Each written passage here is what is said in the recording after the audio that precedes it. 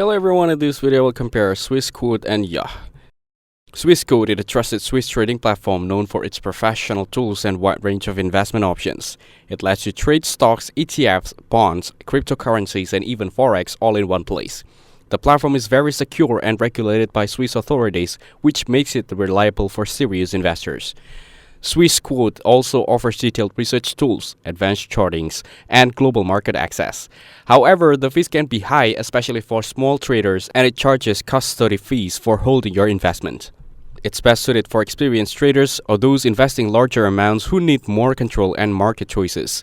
Yuh, on the other hand, is a newer and simpler trading app made by Swissquote and Finance. It's designed for beginners who want to invest easily without worrying about complex tools or high fees. Yuh allows you to buy and sell stocks, ETFs, and cryptocurrencies directly from your phone. It doesn't charge custody fees, and you can start investing with small amounts. The app also includes a debit card and lets you manage your money and investments in one place. It's user-friendly, transparent with its fees, and ideal for people who want to invest casually.